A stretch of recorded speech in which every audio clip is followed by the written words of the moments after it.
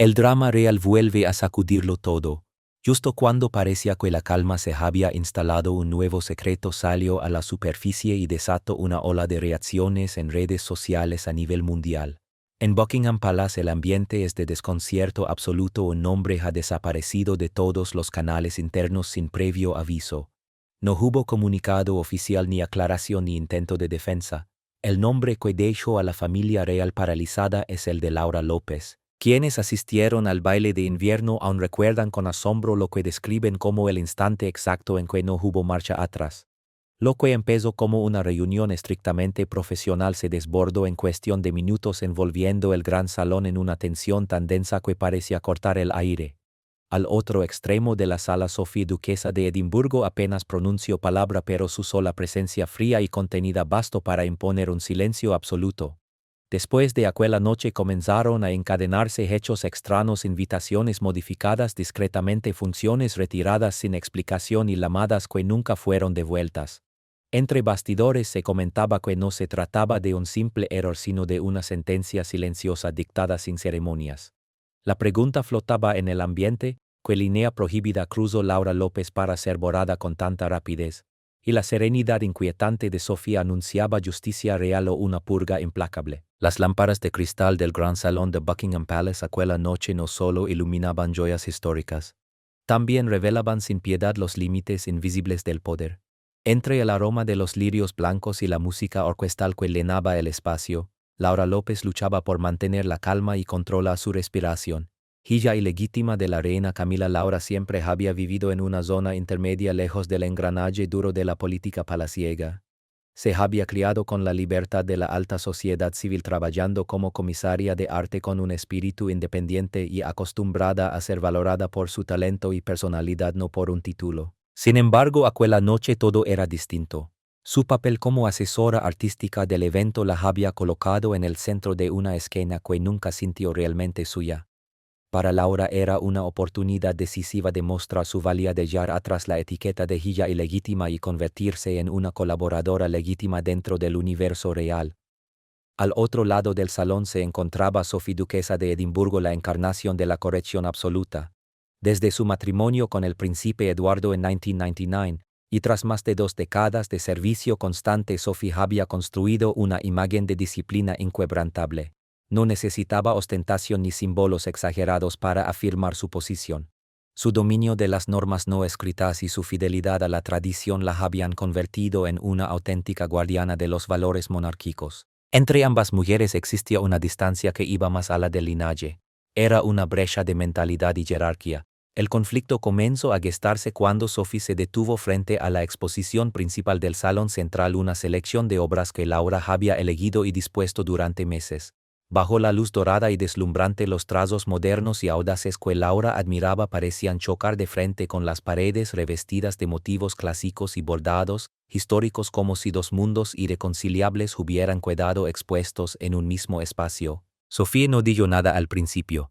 Se acercó despacio con las manos enguantadas de blanco, describiendo un gesto leve en el aire como si midiera la distancia exacta entre el arte y la dignidad.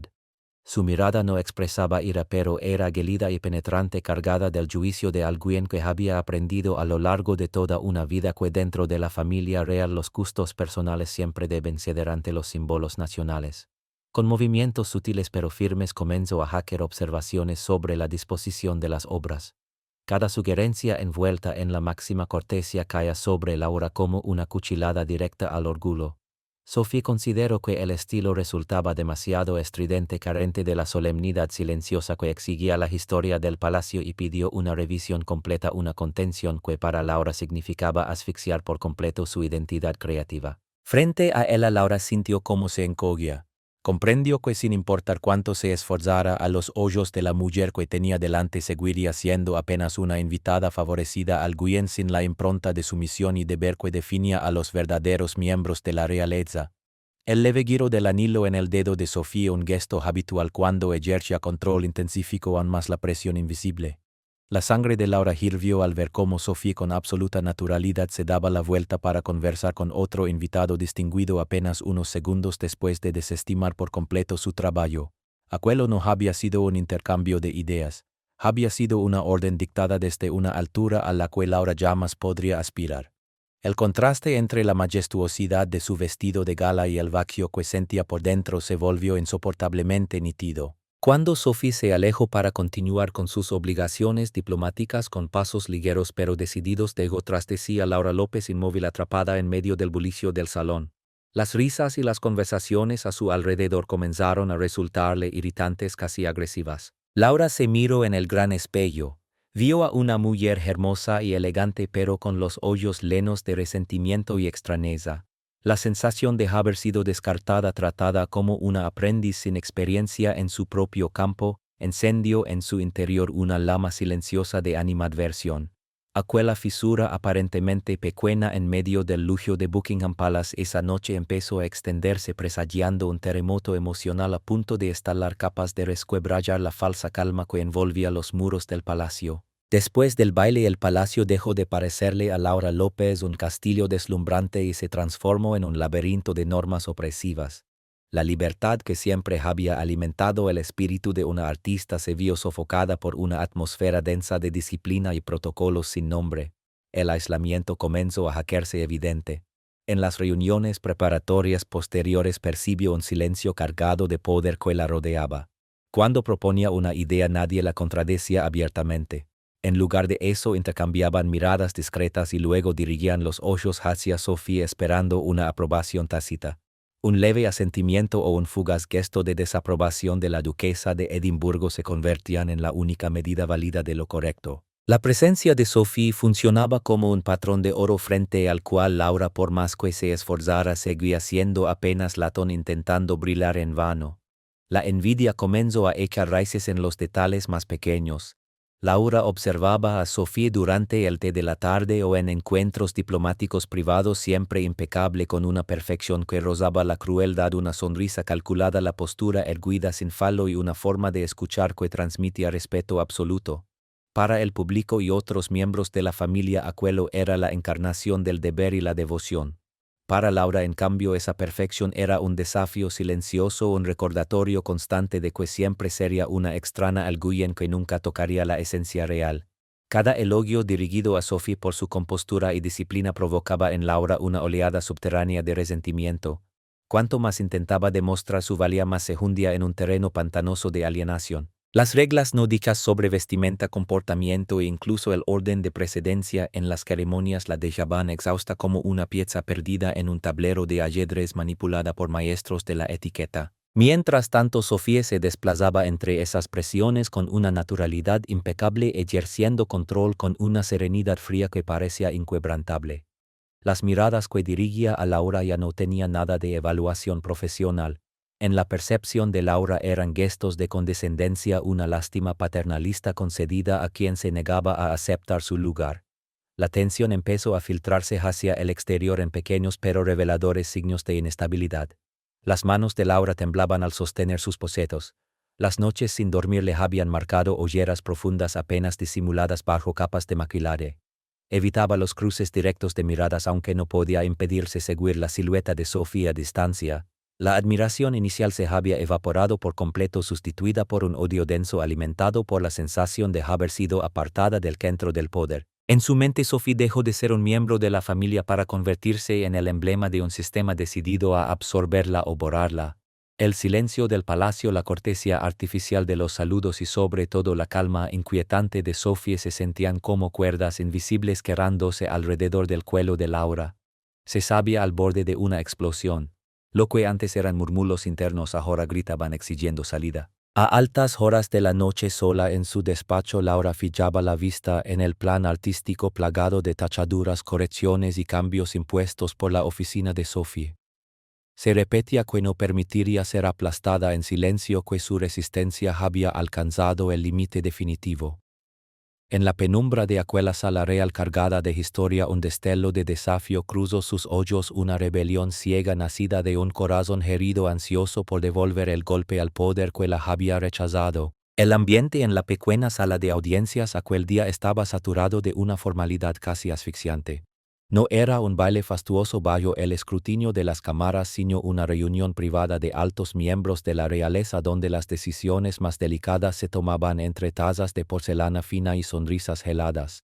Laura López se sentó en el extremo de la mesa con las manos fuertemente entrelazadas bajo el mantel de encaje, sintiendo cada latido irregular resonar en el pecho. Se percibía como una intrusa presenciando un rito sagrado en el que ella misma era la ofrenda. La presencia de Sophie frente a ella actuaba como un imán, concentrando todo el respeto del salón. La duquesa de Edimburgo permanecía erguida, impecable, hojeando con ligereza los expedientes del evento. El modo en que removía el té con una cucharilla de plata sin rozar llamas la porcelana para no producir sonido alguno acentuaba aún más el contraste con el torbellino que descaraba a Laura por dentro. Para ella aquella perfección había dejado de ser una virtud, se había transformado en un arma psicológica diseñada para humilar a cualquiera incapaz de alcanzar ese estándar inhumano. El conflicto se intensificó cuando la agenda avanzó hacia la revisión final de las categorías artísticas. Un miembro veterano de la realeza tomó la palabra y con tono suave repitió las sugerencias previas de Sophie como si fueran un desenlace inevitable. Todas las miradas se dirigieron entonces a Laura, esperando de ella un asentimiento dócil, la confirmación silenciosa de que había cedido ante el sistema. Pero en ese instante algo que llevaba demasiado tiempo tensándose en su mente se quebró de golpe. La sensación de ser relegada, el dolor de ver diluida su identidad personal y los meses acumulados de correcciones guiadas por Sophie irrumpieron como una marea incontenible. Laura sintió cómo la sangre le subía al rostro, nublándole la vista. Ya no distinguía los rostros influyentes que la rodeaban. Solo veía la expresión serena y exasperante de Sophie, a quien en su interior señalaba como el origen de toda su opresión. El estallido llegó de forma brutal e inesperada. Se levantó de un salto y la pesada silla de roble chirrió al arrastrarse sobre el mármol, rasgando el silencio de la sala. En lugar de una explicación mesurada, de su boca brotó una descarga de furia cruda. Empezó a gritar con palabras sin pulir, cargadas de amargura e insultos directos contra Sophie. Sus brazos se agitaron en el aire, los dedos temblorosos apuntando a la duquesa mientras la acusaba de hipocresía, de esconderse tras una máscara de deber para asfixiar la creatividad y controlar la vida de los demás. Cada frase caía como una piedra lanzada a un estanque inmóvil, propagando ondas de estupor en los rostros de los presentes. La sala quedó sumida en un silencio mortal. Los asistentes permanecieron paralizados y las figuras más poderosas de la dinastía observaron incrédulas a una mujer perdiendo por completo el control ante sus ojos. En medio de la ira, Laura se sintió extrañamente separada de sí misma. Se veía gritar, notaba el sudor perlándole la frente y la respiración entrecortada, pero era incapaz de detenerse. La envidia largamente incubada se había transformado en una criatura que dominaba su razón. Se burló del modo de vida de Sophie y de su devoción a la corona, calificándola de servidumbre ciega, intentando desgarrar su dignidad con palabras que jamás deberían pronunciarse en su posición.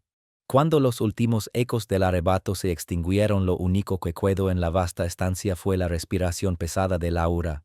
Allí permanecía, el cabello algo desordenado, el pecho agitado frente a un ambiente completamente transformado. Las miradas que la rodeaban ya no eran de evaluación ni de curiosidad, sino de repulsión abierta. En ese instante comprendió que acababa de firmar su propia condena social y política. Buscó una reacción en Sophie, cualquier gesto de ira o de dolor, pero solo encontró un vacío helado. Supo entonces que su vida dentro de esos muros había terminado. La línea se había cruzado y ante ella se abría un abismo. La sala de audiencias cayó en una quietud tan profunda que el tic-tac del reloj de péndulo dorado en un rincón se volvió audible. Tras la tormenta verbal desatada por Laura, el espacio parecía congelado en un asombro absoluto. Todas las miradas, desde los asesores más curtidos hasta los miembros más jóvenes de la realeza, se dirigieron hacia Sophie esperando una respuesta explosiva. Sin embargo, en lugar de una réplica airada o de un gesto herido, lo que presenciaron fue una lección magistral de autocontrol supremo. Sophie permaneció sentada en su sillón de brocado, la espalda erguida, las manos reposando con suavidad sobre el regazo. Durante el estallido no había mirado directamente a Laura. Su atención se había posado en los delicados dibujos de la taza de porcelana, como si analizara una obra desconocida. Ese silencio intencionado y profundo despojó de inmediato a la furia que tenía enfrente de toda su fuerza. Cuanto más gritaba Laura, más la convertía el mutismo de Sophie en una figura patética, un espectáculo fuera de época. Cuando Laura finalmente caló, dejando solo su respiración desesperada, Sophie alzó lentamente la cabeza. En su mirada no había rastro de odio, solo una claridad gélida y una distancia que resultaron más devastadoras que cualquier palabra. Era la mirada de quien contempla una catástrofe natural, no la de alguien enfrentado a un adversario personal. La serenidad de Sophie no tenía nada de sumisión. Era en realidad una afirmación silenciosa de superioridad. Actuó a continuación con una precisión casi inquietante. Tomó su pluma estilográfica y firmó el informe pendiente con un trazo suave y seguro. Cada gesto transmitía una idea inequívoca: el mundo de quienes sirven al deber no se tambalea ante la falta de control de los individuos comunes. Continuó con los rituales sociales restantes de la reunión, cruzando miradas con los demás con absoluta calma, como si la furia de Laura hubiera sido apenas una ráfaga pasajera indigna de atención. Precisamente esa actitud de actuar como si nada hubiera ocurrido fue el golpe más duro para la mente de Laura. Permaneció de pie temblorosa y exhausta, esperando una discusión que le permitiera desahogarse aún más, pero Sophie le negó incluso esa salida. Al no reaccionar, convirtió cada insulto lanzado en polvo sin significado que caía al suelo.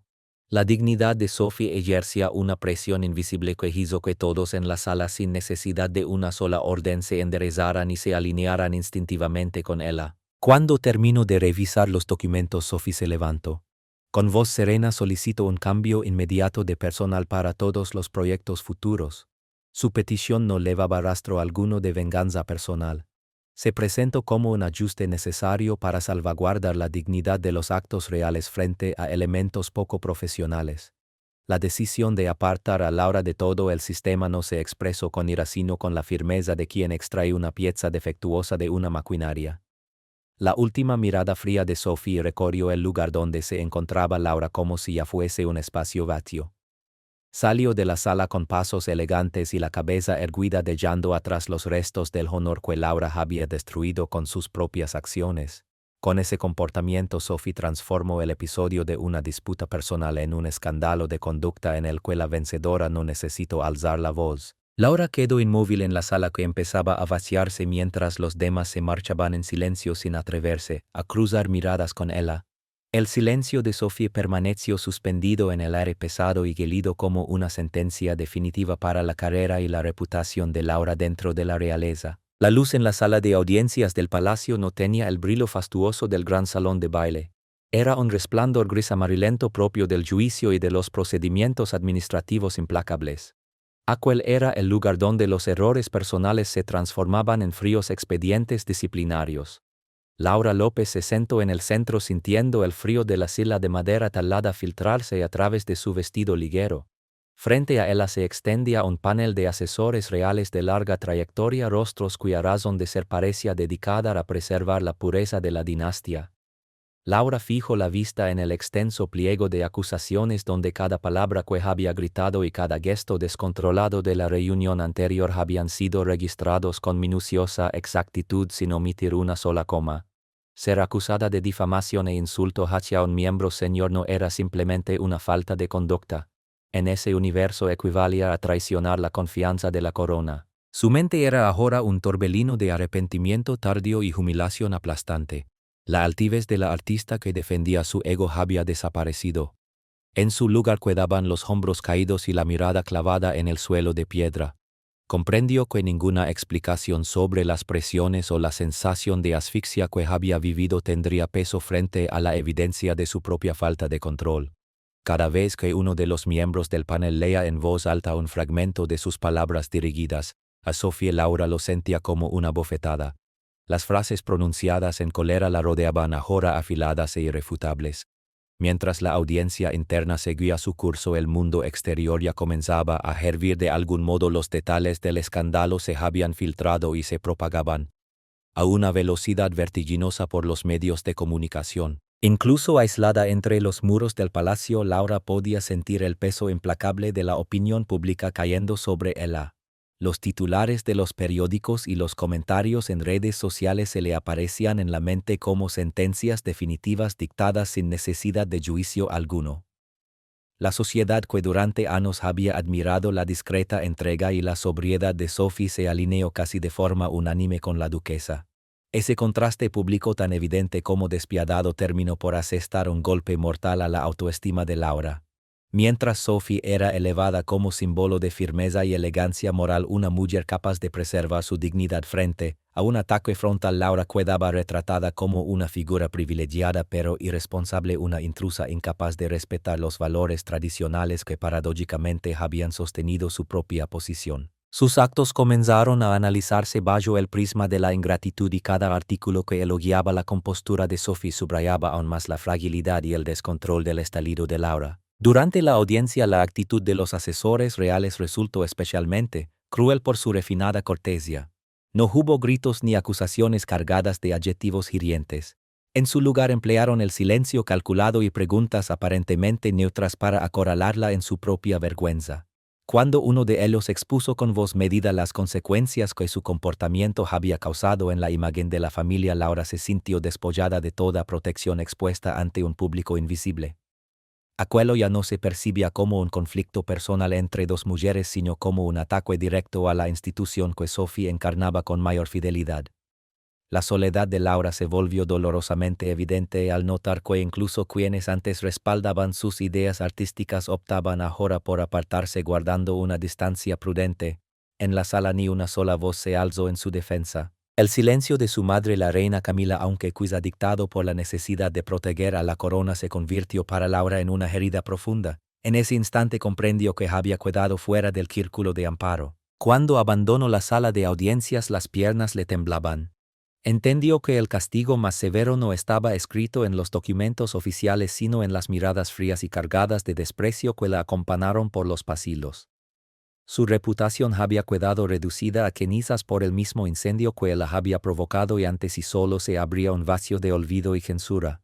El castigo real, rara vez que como un rayo fulminante, suele manifestarse como una niebla silenciosa que poco a poco borra a una persona del curso de la historia. Para Laura López, los meses posteriores a la audiencia fueron un lento descenso hacia la irrelevancia. No hubo comunicados severos anunciando su expulsión, solo el queje discreto de invitaciones que antes legaban celadas con cera roja.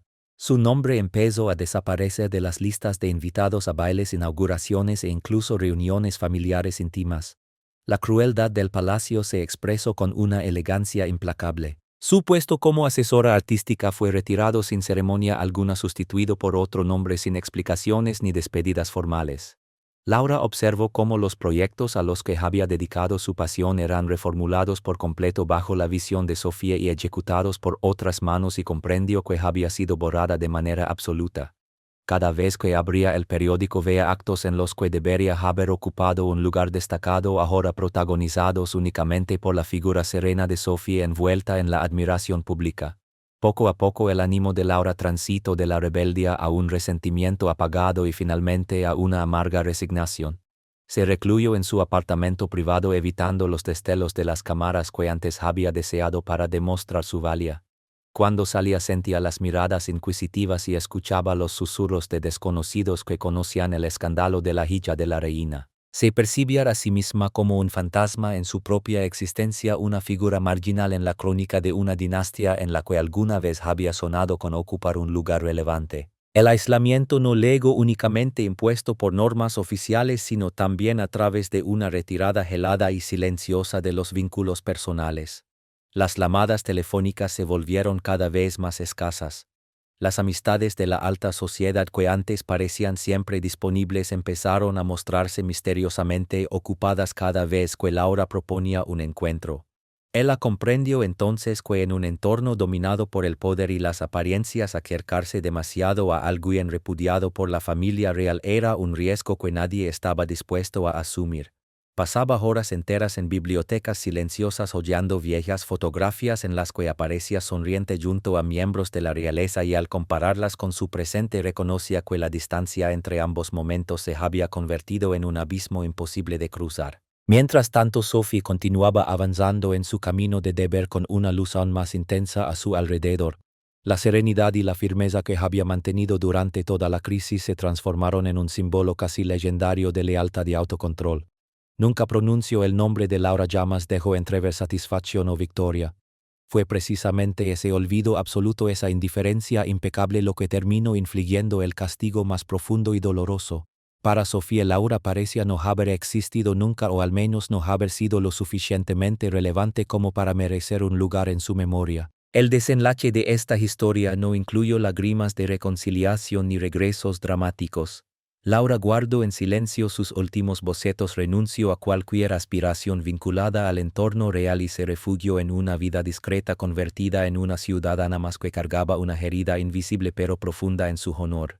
De aquella experiencia extrayó una lección amarga: en el mundo de las coronas y del poder las palabras pueden herir como armas, pero son el silencio y la dignidad los que realmente deciden el destino de las personas. Ahora que has llegado al final de esta historia, queda una pregunta abierta.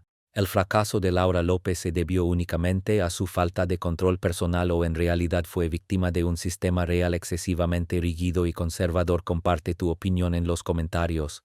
No olvides darle me gusta, compartir y suscribirte para más contenidos, y haz clic en el siguiente video que aparece en tu pantalla. Seguro que te interesará. Seguro que te interesará. Seguro que te interesará. Seguro que te